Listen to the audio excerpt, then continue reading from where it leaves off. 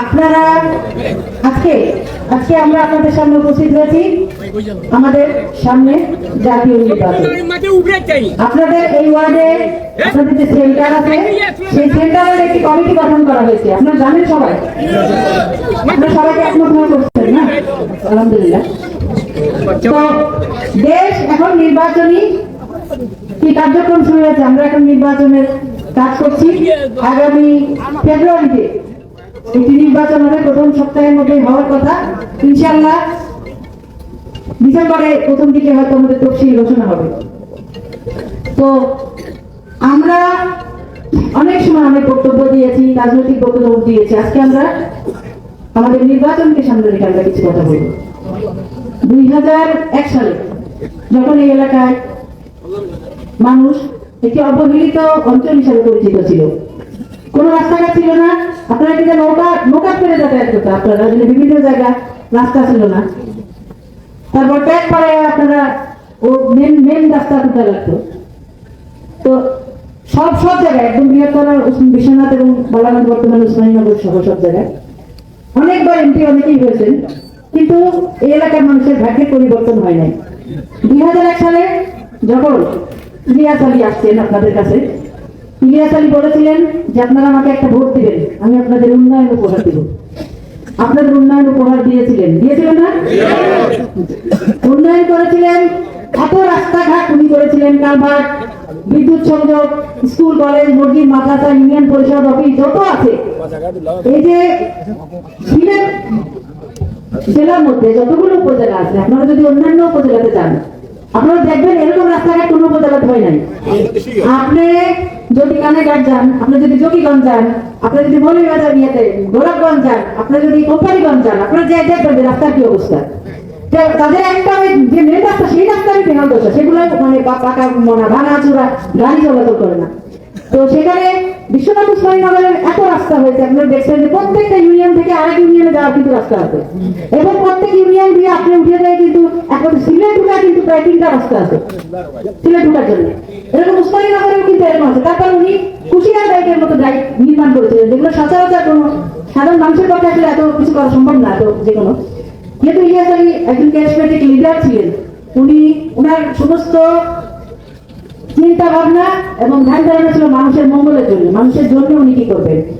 মানুষ অনেক সময় সম্পদ অর্জন করে, কিন্তু সম্পদ মানুষ যখন মারা যায় তখন তার ছেলে মেয়ে অথবা ছেলে মেয়ে না থাকলে সম্পদ চলে যায়, কিন্তু মানুষের জন্য পুঁজি কি থাকে? তার কর্ম, তাই না? মানুষ না থাকলে তার কর্ম কিন্তু কথা বলবে যে এই কাজ অমুকে করছে। এখনো কিন্তু প্রত্যেকটা রাস্তা দিয়ে যখন মানুষ গাড়ি চালায় বা রাস্তায় যায়, এবং যারা প্রবাসে থাকে তারা কিন্তু গ্রামে এসে বসবাস করতে পারে, কারণ গ্রামে কিন্তু সেই সুযোগ সুবিধা আছে, আপনার ইলেকট্রিসিটি আছে, রাস্তা আছে। এখন আপনার কি দরকার? আপনি এসি চালাইতে পারছেন, আপনি তো শহরে যায় থাকার দরকার নাই। এখন বিদেশে যারা থাকে, লন্ডন থাকে, অন্যান্য দেশে যারা থাকে, তারা বাংলাদেশে এসে কিন্তু এখন সিলেট বাসা বাড়ি নিয়ে বেশি থাকে, কিন্তু বাড়িতে আছে, বাড়ি একটা ঘর করে সেখানে মানুষ থাকে। আর একটা দেশের যখন যোগাযোগ ব্যবস্থার উন্নয়ন হয়, তখন সেই বাংলাদেশের যে কোনো উন্নয়নের জন্য একটা যোগাযোগ ব্যবস্থা একটা অন্যতম গুরুত্বপূর্ণ বিষয়, কারণ যোগাযোগ ব্যবস্থার মাধ্যমে মানুষ গাড়িতে করে বিশ্বনাথ আসতে পারতেছে, আপনাদের ছেলেমেয়েরা পড়াশোনার জন্য স্কুল কলেজে যেতে পারতেছে, কি হচ্ছে? উন্নত হচ্ছে, দেশ উন্নত। ব্যবসা বাণিজ্যের জন্য আপনি আসতে পারতেছেন, একজন রুগী হঠাৎ করে অসুস্থ হয়ে গেলে আপনি গাড়িতে করে চলে আসতে পারতেছেন, হাসপাতালে নিয়ে যেতে পারতেছেন।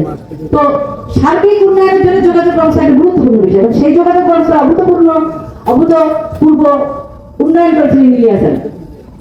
তো ইলিয়াস আলী সিলেট অঞ্চলের নেতৃত্ব দিয়েছেন, শুধু বিশ্বনাথ উসমানীনগরে না, উনি সিলেট বিভাগের নেতৃত্ব দিয়েছেন।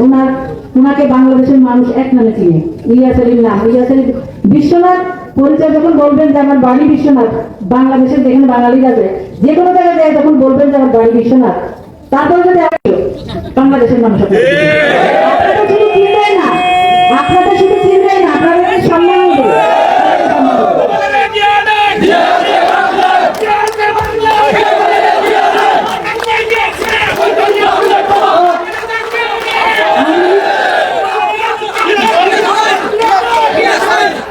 আওয়ামী লীগ যখন ক্ষমতায় ছিল, ইলিয়াস আলী কি করেছিল? টিপাই মুখ বাদ বিরোধী আন্দোলন করে সারা সিলেটের মানুষকে একসাথে করে দিয়েছিল যে টিপাই মুখ বাদ হতে দেওয়া যাবে না, টিপাই মুখ বাদ দিলে সিলেটের মানুষ পানিতে বন্যায় ভেসে যাবে, তাই না?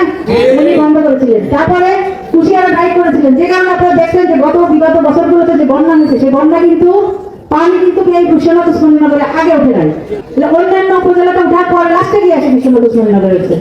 এই কাজটি ইলিয়াস আলী করছেন আপনাদের জন্য।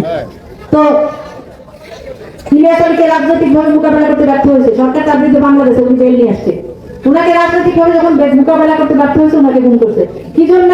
কারণ তারা তো 17 বছর অন্যায়ভাবে ক্ষমতায় ছিল, সেটাকে যাতে বৈধ তারা মানে নিশ্চিতভাবে থাকতে পারে ক্ষমতাকে আগে করে থাকতে পারে, সুতরাং সাহসী নেতা এবং যারা জনপ্রিয় নেতাদেরকে তারা এইভাবে গুম করছে, সেজন্য ইলিয়াস আলীকে গুম করছে। আমরা ওনার সন্তান এখন জানি না। তো আজকে ওনার পরিবার হিসাবে উনি গুমের পরবর্তীতে আমি দলীয় আমাদের চেয়ারপারসন বেগম খালেদা জিয়ার নির্দেশে ওনার এলাকা আমাকে দেখভাল করার দায়িত্ব দিয়েছিলেন, এবং শুধু উনি দায়িত্ব দিয়েছিলেন সেটাই নয়, আপনারাও চেয়েছিলেন, এই এলাকার মানুষও চেয়েছিল, বিএনপির মানুষ চেয়েছিল এই এলাকায় তাদের একজন অভিভাবক থাকুক যার কাছে গিয়ে তারা তাদের প্রয়োজন বা সমস্যা বলতে পারবে। আমাকে বলেছিল, আমি কিন্তু তখন অতটাও নিয়েছিলাম না পরিস্থিতিতে, কারণ আমার স্বামী গুম হয়েছে, সেখানে মানসিক পরিস্থিতি আমার খুবই খারাপ ছিল, আমার বাচ্চারা ছোট ছিল, তারপরেও আমি এই এলাকার মানুষের সাথে ছিলাম। এবং বিগত 17 বছর যত আন্দোলন হয়েছে, আমাদের যত নেতাকর্মীর বিরুদ্ধে মামলা হয়েছে, তাদের কোর্টে উকিলের সাথে কথা বলা থেকে শুরু করে সার্বিক সহযোগিতা আমার সাধ্যমতো আমি চেষ্টা করেছি। আমাদেরকে সহযোগিতা করছেন আমাদের প্রবাসী ভাইরা বিভিন্ন সময়, তাদেরকেও ধন্যবাদ। আপনারা এই অঞ্চলের মানুষের সাথে ছিলাম। আমি প্রায় প্রত্যেকটা ইউনিয়নে কিন্তু আমার ঘোরা আছে, সব ওয়ার্ডে না যেতে পারলেও অনেক ওয়ার্ডে আমি গিয়েছি। বিভিন্ন রাজনৈতিক কর্মসূচিতে যখন আমি গিয়েছি তখন এই যে রাস্তাগুলো ভাঙা, আমি দেখছি কোন কোন রাস্তার অবস্থা খুবই খারাপ। 5 তারিখের পর যখন ফ্যাসিস্ট পালিয়ে গিয়েছে দেশ থেকে, দেশে একটি অন্তর্বর্তীকালীন সরকার আসছে, আমরা সেই রাস্তাগুলো উসমানীনগর এবং বিশ্বনাথের রাস্তাগুলো আমরা তালিকা করেছিলাম। তালিকা করে সেগুলো আবার উপজেলা অফিস থেকে আইডি নিয়ে সেগুলো অ্যাপ্লিকেশন করে আমরা জেলার মাধ্যমে, জেলার যে ইঞ্জিনিয়ার তার মাধ্যমে আমরা ঢাকায় পাঠিয়েছিলাম। আমাদের একসাথে তো এত রাস্তা আসলে সম্ভব না। তারপরে আমাদের বিশ্বনাথে 6টি বড় রাস্তা, এই যে আপনারা বাইপাসের যে রাস্তা দেখছেন জগন্নাথপুর পর্যন্ত, সেটা সহ আপনাদের দেওয়া কলেজের যে গুদামঘাটের রাস্তা, এই বড় রাস্তা, এগুলো সহ বিশ্বনাথে 6টা এবং উসমানীনগরে 4টা, মোট 18 কোটি টাকার বাজেট এখানে বরাদ্দ দিয়েছে। আপনাদের কাজ ইতিমধ্যেই শুরু হবে, টেন্ডার প্রক্রিয়া চলছে এবং এই শীতের মধ্যে দেখবেন ইলেকশনের আস্তে আস্তে কাজ, অনেক কাজ আগায় গেছে, আপনারা পেয়ে যাবেন ইনশাল্লাহ। বাকি যে রাস্তাগুলো আসছে আমরা দিচ্ছি এবং এটা পর্যায়ক্রম হবে ইনশাল্লাহ, আমরা আশা করি। তবে আপনারা জানেন যে বিএনপি যখন ক্ষমতায় থাকে তখন উন্নয়ন হয়। ইতিপূর্বে যখন ইলিয়াস আলী আপনাদের উন্নয়ন করেছিলেন তখন বেগম খালেদা জিয়া বাংলাদেশের প্রধানমন্ত্রী ছিলেন, উনার সহযোগিতায় ইলিয়াস আলী উন্নয়ন করেছিলেন। বিএনপি হচ্ছে উন্নয়নের রাজনীতিতে বিশ্বাস করে, মানুষের সাথে সম্পর্কে বিশ্বাস করে, জনগণের ভোটে বিশ্বাস করে। ভোট ছাড়া নির্বাচন তো আমরা চাই নাই। আজকে সেই কারণে আপনাদের কাছে আসা যে আপনাদের একটা মতামত, অর্থাৎ একটা ভোট, আপনারা তো 17 বছর ভোট দেন নাই, তাতে কি কোনো কিছু সরকার গঠন হয়েছে, সরকার চলছে সরকারের মতো, আপনাদের কাছে আসা লাগে নাই, তারা জোর করে থাকছে ক্ষমতায়। কিন্তু আমরা চাই আপনাদের মতামত নিয়ে বিএনপি ক্ষমতায় আসবে। আপনাদের মতামত, আপনাদের একটা মতামত দিবেন। আপনারা যখন একটা সরকার গঠন করা হয়, যখন একটা ভালো সরকার হয়, ভালো সরকার গঠন হয়, সেই জায়গায় যেমন আপনার অবদান থাকবে, আপনি বলতে পারবেন যে আমরা ভোট দিয়ে সরকারকে পাস করেছি, সুতরাং আমার এই অসুবিধা, আমার দাবি আপনি আমার পূরণ করতে হবে, বা আমার দাবি নিয়ে আপনি আসতে পারবেন। আবার যখন একটা সরকার, খারাপ সরকার আপনি গঠন করা হয়, সেখানে যদি আপনারা ভোট দিয়ে তাদেরকে সাপোর্ট করেন, সেই খারাপ সরকার যত খারাপ কাজ করবে তার দেখা কিন্তু আপনাদের। সুতরাং কিন্তু আপনাদের বিবেচনা করতে হবে যে আপনারা কাকে নির্বাচন করবেন। এখন অনেকে বলে ইসলামিক দল, ইসলামিক কেন দল হবে? ইসলাম তো আল্লাহর ধর্ম, ইসলাম তো আমাদের নবীর ধর্ম, ইসলাম আমরা যারা মুসলমান আমাদের সকলের ধর্ম ইসলাম। ইসলাম কোনো রাজনৈতিক দল না। ইসলাম কি রাজনৈতিক দল না? কারণ ইসলাম আল্লাহ তাআলা, মহান আল্লাহ পবিত্র কোরআন শরীফ নাযিল করেছেন, মানুষের জীবন বিধান দিয়েছেন কোরআন শরীফের মাধ্যমে, এবং সেটা তর্জমা করে আপনারা জানবেন যে কিভাবে কি চলতে হবে। ইসলামে বলা আছে যে আপনারা জেনে শুনে সত্য গোপন করবেন না, আর সত্যকে মিথ্যার সাথে মিশ্রিত করবেন না। এটা অপরাধ না? তো আজকে যারা ইসলাম বলতে থাকে, ইসলামিক দল, তারা কি ইসলাম মানতেছে? তারা সকালে এক কথা বলে, রাত্রে আর এক কথা বলে। তারা মানুষকে গিয়ে যে মানুষের সাথে এতদিন ধরে আওয়ামী লীগের সাথে মিলে তারা একদিকে ইসলামিক দলের সদস্য, আবার আওয়ামী লীগের সদস্য। আওয়ামী লীগের সাথে মিলে তারা এতদিন ধরে, তাদের কিন্তু এতদিন অস্তিত্ব ছিল না, তারা কিন্তু আওয়ামী লীগের সময় এসে বলে নাই আমরা ইসলামিক দল, তখন কিন্তু বলে নাই। এখন আওয়ামী লীগের সাথে তারা থেকে তারা সব সুযোগ সুবিধা নিয়ে আসছে, এখন এসে আবার তারা বলতেছে তারা ইসলাম ইসলামিক দল। হ্যাঁ, তো ইসলাম হচ্ছে সেটা যার কথা এবং কাজে কি হবে বিশ্বাস থাকতে হবে, কথার সাথে কাজের মিল থাকতে হবে, সেটাও ইসলাম। হ্যাঁ, ইসলাম মানুষকে শান্তির পথ দেখায়। ইসলাম মানুষের কোন ধরনের ছলচাতুরি বা ধোঁকা দেওয়ার রাজনীতি নয় ইসলাম। সুতরাং আজকে যারা ইসলামের কথা বলে আপনাদেরকে ভুল তথ্য দিতে চাই, আপনারা সেই বিষয়টা বিবেচনা করবেন, চিন্তা করবেন। আপনারা অনেক সময় দেখবেন যে আপনারা অনেক ধরনের উপরোক্ত সুবিধা, আপনাদেরকে একটা জিনিস তারা বিভিন্ন ভাবে দিয়ে তখন বলবে আমার সদস্য ফর্ম ফিল আপ করো, আমার দলে ভোট দাও। তো ঘুষ দিয়ে অন্যায় না ইসলামে? তো ঘুষ দিয়ে অন্যায় হলে পরে তাহলে কি একটা জিনিস দিয়ে আপনি তার বিনিময়ে কিছু চাইবেন, সেটা অন্যায় না ইসলামে? তো সেটাও বুঝতে হবে যে কোন কিছু কিসের বিনিময়ে কিছু। হ্যাঁ, আমরা আমাদের বলা আছে আমরা আপনাদেরকে দান করতে পারি। আমার যদি টাকা থাকে আমি বলবো যে দান খয়রাত জাকাত টাকা এগুলো আমরা দিব, সেটা কিসের নিঃশর্তে আল্লাহ দিতে চাই। আল্লাহর কিসের জন্য? আল্লাহর দয়ার জন্য, আল্লাহ যাতে আমাদের ভালো করেন, আল্লাহ যাতে আমাদের দোয়া কবুল করেন, এই সমস্ত কারণে আল্লাহর দিকে তাকায় আল্লাহ বলছে দান খয়রাত করো তোমরা, সেটা তো ঠিক আছে। কিন্তু দান খয়রাত করে যদি আপনি দান করলাম আপনি আমার ভোট দিতে হবে, তখন কি হবে? এটা তো বিনিময় হয়ে যায়, একটা এটা আপনার ঘুষ হয়ে যায়। তো অপরাধ দুর্নীতি হচ্ছে শুধুমাত্র মানুষের চাঁদাবাজি করা বা মানুষের কাছে জায়গা করা, হামলা করা, দখল করা, খালি এটা দুর্নীতি না। দুর্নীতি সেটা যেটা হচ্ছে যে আমি যদি আমার অফিসে কাজ না করে বেতন নিই, সেটাও কিন্তু দুর্নীতি, তাই না? আমি যদি মিথ্যা কথা বলে আরেকজনের সাথে ছলচাতুরি করি, সেটাও একটা দুর্নীতি। দুর্নীতি কিন্তু অনেক কিছুই, খালি মানে দুর্নীতির ব্যাখ্যাটা একজন এক রকম দিয়ে হবে না।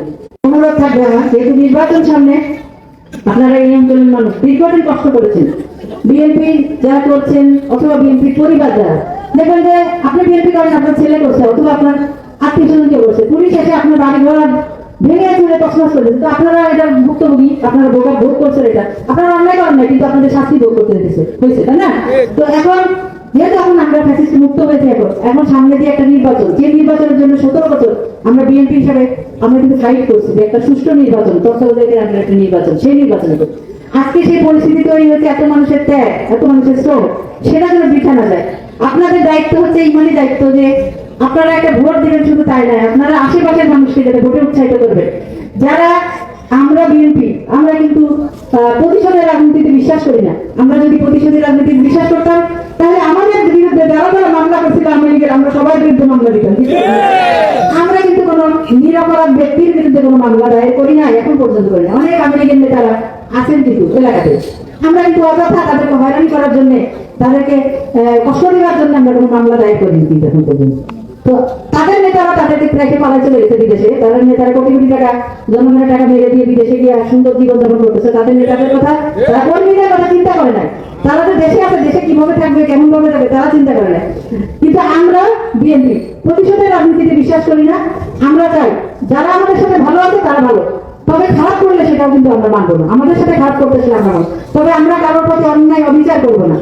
আমরা আমাদের যারা নেতা কর্মী আছে সবসময় আমি বলি, ভালো ব্যবহারের মাধ্যমে, মুরব্বীদের সম্মান করে, সবাই তার নিজের জায়গায় সম্মান আছে, তাদেরকে সম্মান রেখে তাদের সাথে ভালো ব্যবহারের মাধ্যমে যাতে আমাদের ভোটের দিকে নিয়ে আসা যায়, এবং ইনশাআল্লাহ এতদিনের যে প্রত্যাশা এবং কষ্ট, সেই কষ্টের যাতে আমরা একটা সফলতা পাই, সেজন্য আগামী নির্বাচনে আপনারা ধানের শীষে ভোট দিয়ে জয়যুক্ত করবেন ইনশাআল্লাহ।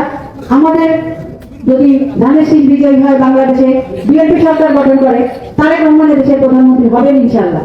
আর উনি প্রধানমন্ত্রী হলে আপনাদের অবশ্যই উন্নয়ন হবে, এবং আপনারা যদি আমাদেরকে নির্বাচিত করেন তাহলে আপনারা উন্নয়ন পাবেন।